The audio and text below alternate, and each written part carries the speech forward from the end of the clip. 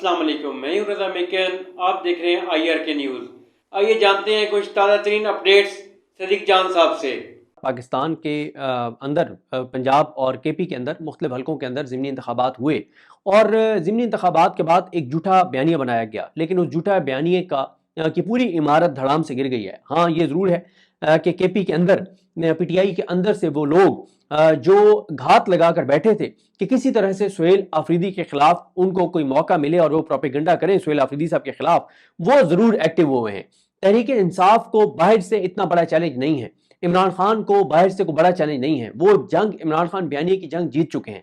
عمران خان کے ساتھ پورا پاکستان کھڑا ہے، پاکستان کے لوگ کھڑے ہیں، لیکن جب بھی عمران خان پر جو ہے وہ وار ہوا ہے یا عمران خان کے بااعتماد لوگوں پر وار ہوا ہے تو وہ پارٹی کے اندر سے ہوا ہے۔ اب آپ دیکھیں، ایک تو ویسے اوور آل تو بیانیہ جو حکومت کا ہے وہ دھڑام سے گر گیا ہے، اگر آپ پی ٹی آئی کے اندر کے چند لوگوں کو نکال دیں کے پی کے اندر، اب پی ٹی آئی کے اندر، لیکن پہلے اس پہ جانے سے پہلے تو یہ دیکھیں کہ یہ ضمنی انتخابات ہوئے کیوں ہیں۔ یہ ضمنی انتخابات ہوئے ہیں 9 مئی کے اندر جھوٹے کیسز میں جھوٹی سزاؤں کی وجہ سے، کیونکہ پی ٹی آئی کے اندر 9 مئی کے کیسز پہ جھوٹے کیسز کے اوپر جھوٹی سزائیں سنائی گئی، اور جس طرح سے وہ سنائی گئی آپ جانتے ہیں، جس طرح سے فیصلہ سنایا گیا آپ جانتے ہیں۔ عمران خان 9 مئی سے لے کے آج تک بار بار ایک مطالبہ کر رہے ہیں کہ 9 مئی کی غیر جانبدارانہ تحقیقات کروائی جائیں، آج تک 9 مئی کی غیر جانبدارانہ تحقیقات نہیں کروائی گئی۔ عمران خان کہتے رہے کہ جوڈیشل کمیشن بنائیں، آج تک جوڈیشل کمیشن نہیں بنایا گیا، اور عمران خان یہ نہیں کہہ رہے تھے کہ جوڈیشل کمیشن میں کوئی آزاد جج لگا دیں، کوئی اپنے حلف سے وفا کرنے والا جج لگا دیں، منیب اختر صاحب کو لگا دیں، عائشہ ملک صاحبہ کو لگا دیں، ملک شہزاد احمد خان صاحب کو لگا دیں، اطہر من اللہ صاحب کو لگا دیں، یا ادھر محسن اختر کیانی صاحب، طارق محمود جہانگیری صاحب، اور ان کو بابر ستار صاحب، سردار اجاز خان صاحب یا سمر رفعت امتیاز صاحبہ کو لگا دیں۔ عمران خان نے یہ نہیں کہا، عمران خان نے کہا کہ بس آپ جوڈیشل کمیشن بنائیں تحقیقات کے لیے، اور وہ اوپن تحقیقات کرے، اوپن ٹرائل کرے، اور چاہے آپ اپنے جو جج ہیں جو اپنے حلف سے غداری کر رہے ہیں، جو سودا کر چکے اپنے ضمیر کا، اپنے جسم کا، اپنی سوچ کا، اپنی اپروچ کا، ہر چیز کا جو سودا کر چکے ہیں، انہی پہ مشتمل بنا دے جوڈیشل کمیشن، لیکن شرط یہ ہے کہ وہ جوڈیشل کمیشن اوپن تحقیقات کرے، سی سی ٹی وی فوٹیجز اس میں پیش کی جائیں۔ لیکن آج تک 9 مئی کی اوپن تحقیقات کے لیے کوئی جوڈیشل کمیشن نہیں بنایا گیا۔ خوف کاہے کا؟ کس چیز کا خوف ہے؟ نہیں، اس میں جھوٹی سزائیں سنائی گئی، اس کے بعد سیٹیں خالی ہوئی۔ عمران خان نے کیٹیگوریکل کہا تھا کہ الیکشن مت لڑو، پارٹی کے اندر کچھ لوگوں کے پیٹ میں مروڑ اٹھا ہوا تھا کہ میں الیکشن لڑنا چاہیے، اور یہ ہوا ہے ان کے ساتھ جن کے پیٹ میں مروڑ اٹھا ہوا تھا۔ میں اس سے پچھلی ویڈیو میں حماد اظہر صاحب کے حوالے سے تفصیلی بات کر چکا ہوں، عمر ایوب صاحب کے حوالے سے تفصیلی بات کر چکا ہوں، ان کو دہراؤں گا نہیں۔ آگے چلتے ہیں۔ ایک تو پہلے جو واردات ڈالی جا رہی ہے سہیل آفریدی صاحب کے خلاف، وہ واردات یہ ڈالی جا رہی ہے کہ بڑے کچھ لوگ سوشل میڈیا پہ بڑے اگریسو ہوئے ہیں، یہ ہو گیا ہے، وہ ہو گیا ہے، ہماری حکومت ہوتے ہوئے جو ہے نا یہاں پہ دھاندلی ہو گئی ہے۔ اچھا پھر کیا کریں؟ گولی مار دیں، سہیل آفریدی گولی مار دیں دھاندلی کرنے والوں کو۔ بھائی آپ خود ہی آپ سہیل آفریدی کی پیٹھ میں چھرا گھونپ رہے ہیں، آپ سہیل آفریدی کی پیٹھ میں چھرا گھونپ رہے ہیں، آپ عمران خان کی پیٹھ میں چھرا گھونپ رہے ہیں، آپ سہیل آفریدی کے خلاف پروپیگنڈا کر کے آپ عمران خان کو کمزور کر رہے ہیں۔ کیوں؟ جب اس بات کا آپ کو بھی پتہ ہے، تنقید کرنے والوں کو، کہ آر او اور ڈی آر او جو ہیں وہ وفاق کے دیے ہوئے تھے، آر او اور D R O election commission کے تھے، پھر وہاں پہ جس طرح سے الیکشن کمیشن نے سارا ادھر وہ کنٹرول کر لیا۔ سہیل آفریدی کیا کرتے؟ سہیل آفریدی وہاں پہ کوئی ایسا کام کرتے ہیں جس کے بعد ویسے سہیل آفریدی کی حکومت گر جائے، سہیل آفریدی نائل ہو جائیں؟ کیا کریں سہیل آفریدی؟ تو دیکھیں آپ، اچھا ایک اور بات ہے، اچھا آپ اگر ایک سیٹ جیت جاتے، عمر ایوب صاحب کی اہلیہ فارم 45 کے مطابق جیت بھی جاتی، پھر کیا ہو جاتا؟ اس سے آپ کا بیانیہ اور زیادہ سٹرونگ ہوا ہے کہ جناب کے پی کے اندر بھی انہوں نے دھاندلی کی ہے، لیکن ہم نے قانون ہاتھ میں نہیں لیا، ہم نے وہاں پہ کوئی غیر آئینی کام نہیں کیا، ہم نے وہاں پہ کوئی حملہ آور نہیں ہوئے، ہم نے وہاں پہ بندوق نہیں اٹھائی۔ آپ کے تو حق میں بیانیہ بنا ہے، اور ویسے عمران خان کا بیانیہ جیتا ہے۔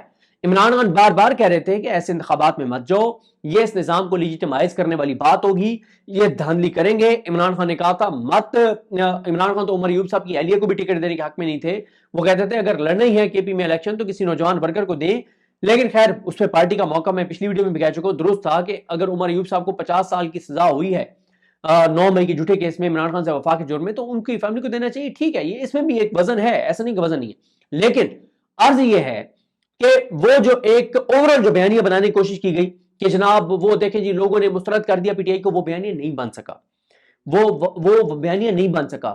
کروڑوں اربوں روپے دے کے ٹی وی چینلز کے اوپر بیانیہ بنانے کی کوشش کیا ہے، وہ نہیں۔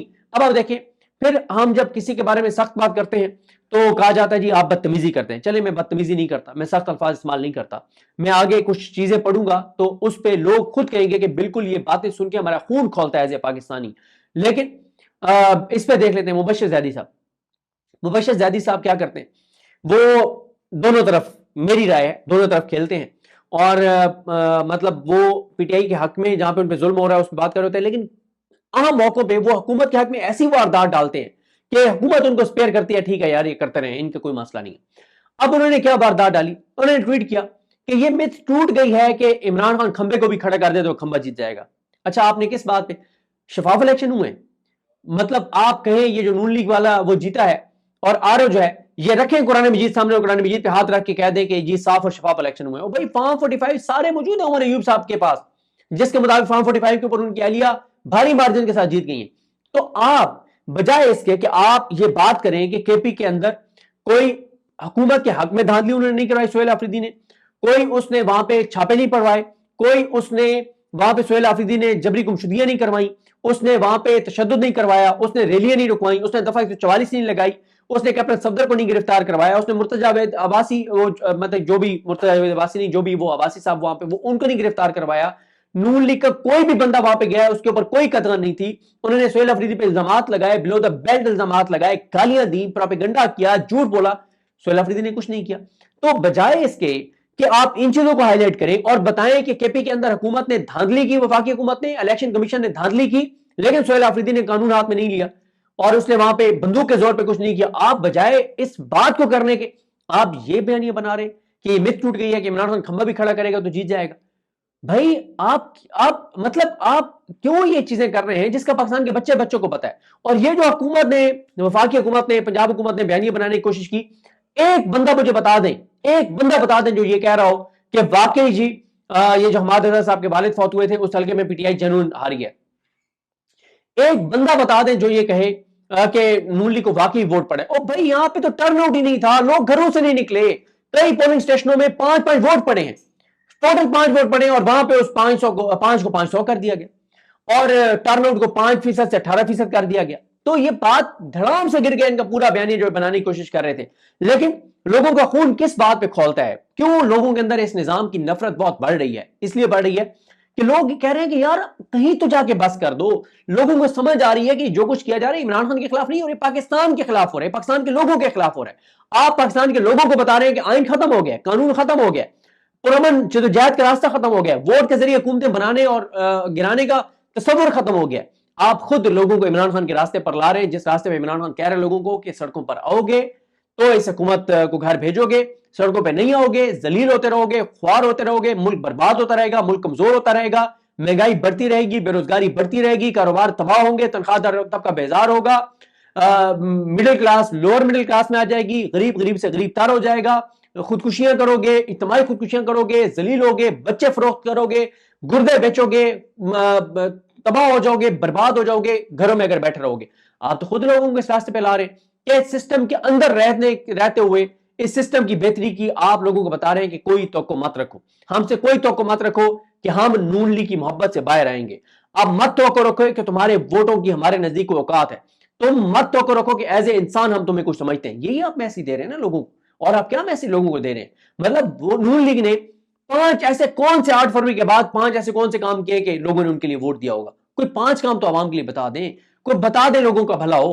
اور آپ دنیا میں انصاف کے ادارے بنتے ہیں، پاکستان میں ناانصافی کے لیے ادارے بنائے جا رہے ہیں۔ آئینی عدالت کس لیے بنی ہے؟